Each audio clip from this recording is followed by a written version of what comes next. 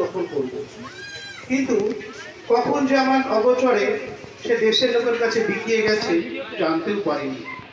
3 মুঠো খুদ দিয়ে আমি কিনেছিলাম, দেশের ছেলেরা তাকে কিনলো আজরা আজরা রক্ত দিয়ে।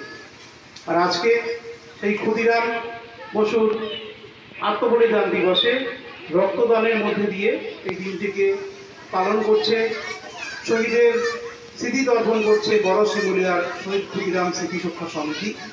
আমি ধন্যবাদ জানাচ্ছি তাদেরকে যে এই দিনটিতে রক্তদান শিবির ছাড়া হয়তো অন্য কোনোভাবেই আমরা ক্ষুদিরামকে স্মরণ করতে পারতাম না। আজকে এখানে 2টি ব্লাড ব্যাংক এসছে, আমাদের পাঁশকুড়া ব্লাড ব্যাংক এবং মেদিনীপুর ব্লাড ব্যাংক। আমাদের সামনে আমরা দেখছি কুচমেনিয়ার ছাত্রছাত্রীরাও চলে এসছে, তারা এখানে বৃক্ষরোপণ করবে। তো আমি অনুরোধ করবো সবাই রক্তদান করুন আজকে, কারণ 2টি ব্লাড ব্যাংক এখানে চলে এসেছে। সেই ক্ষেত্রে উল্লেখযোগ্য সংখ্যায় রক্ত সংগ্রহ আমাদের করতেই হবে। আমি সবাইকে আহ্বান করবো কুচমেনিয়ার ছাত্রদেরকেও, ছেলে মেয়েদেরকেও, তারাও যেন এখানে রক্তদান করেন। তার সাথে সাথে এলাকাবাসী, এখানে এমএলএ ম্যাডাম আছেন, সভাপতি সাহেব আছেন, কাজলবাবু আছেন, সাবিরবাবু আছেন, আমাদের একটা উল্লেখযোগ্য মানুষজন এখানে সবাই আছেন। তাদের সবাইকে আমার তরফ থেকে আমি আহ্বান জানাচ্ছি, আপনারা রক্তদান করুন, বেশি করে রক্তদাতাদের আহ্বান করুন। যে শহীদের স্মৃতিচারণ আমরা আজকে করছি তার একটি কথা, সেটা আমি এবার পাঠ করব। লড়ো, না উঠতে পারলে বলো, না বলতে পারলে লেখো, না লিখতে পারলে সঙ্গ দাও, না সঙ্গ দিতে পারলে যারা কাজ করছে তাদের মনোবল বাড়াও। যদি তাও না পারো, যে পারছে তার মনোবল কমিও না, কারণ সে তোমার ভাগের লড়াই লড়ছে। শহীদ ক্ষুদিরাম বসুর এটি একটি কথা। সত্যি আমরাও চেষ্টা করব, অনেকেই আমরা চেষ্টা করি যে লড়ছে, যারা এগিয়ে যাচ্ছে তাদেরকে দমিয়ে দিতে, সমালোচনা করতে। সেটা না করে আপনারা এগিয়ে আসুন, যে যেভাবে পারেন সহযোগিতা করুন। আমাদের খুব প্রতিকূলতার মধ্যে দিয়ে শহীদ স্মৃতিরক্ষা সমিতি, তারা এই শহীদের যে ত্যাগ, যে আদর্শ, সেটাকে বয়ে নিয়ে যাচ্ছে। সেই কাজে আধুনিক প্রজন্মের ছেলেমেয়েদের আহ্বান করছি আমরা, তারা এগিয়ে আসতে হবে, কারণ আমাদের এই বিপ্লবের ইতিহাসটি আছে, সেটি আমাদের সকলের জানা প্রয়োজন।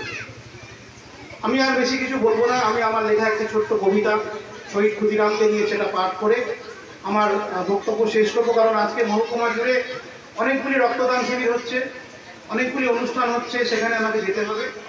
তো সেই কারণেই আমি আমার এই শ্রদ্ধার শহীদ ক্ষুদিরামের প্রতি সেটা পাঠ করে আমার বক্তব্য শেষ করব। শহীদ ক্ষুদিরাম। বুকে তোমার বারুদ ছিল, অকুত ভয় মন, স্বাধীনতার স্বপ্নে তোমার জীবন মরণ পণ, বিশ্বাসের শক্তি আর সংকল্পের জোর, দেশ সেবার কর্ম তোমার সারা জীবন ভোর। ভারত মায়ের আপন হাতে গড়া সন্তান তুমি, আত্মবলিদানে তোমার জাগলো ভারত ভূমি। জন্ম দিয়ে ধন্য তোমায় মহবনী গ্রাম, মেদিনীপুরের গর্ব তুমি শহীদ ক্ষুদিরাম। দিদি তোমায় কিনেছিল খুদের বিনিময়ে, শৈশব কাটলো তোমার দিদিরই আশ্রয়। দাসপুরের হাট গেছে আই ছেলেবেলা কাটে, ডাকলুণ্ঠন করলে তুমি বড় শিমুলিয়ার মাঠে। হ্যামিল্টন স্কুল জুড়ে ছড়িয়ে তোমার স্মৃতি, স্বাধীনতার শপথ নিয়ে পড়াশোনায় ইতি।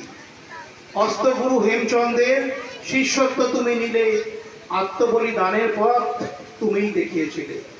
সোনার বাংলা পত্রিকা বিলি সত্যের বসে ডাকে, বাল্যকালেই মারলে ঘুষি পুলিশ সিপাহের নাকে। বেত মেরে তুই মা ভোলাবি, সুশীলের সেই লড়াই, ভরা কোটে খর্ব হলো কিংসফোর্ডের বড়াই। বিপ্লবীরা শপথ নিল, বড়লাটের দিন শেষ, স্বাধীনতার স্বপ্নে বিভোর তখন সোনার দেশ।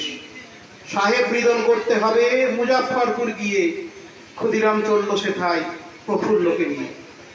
সাহেবের পিটন গাড়িতে বোমা মারল তারা, সাহেবের তো চওড়া কপাল, আগেও কেটেছে ফাঁড়া।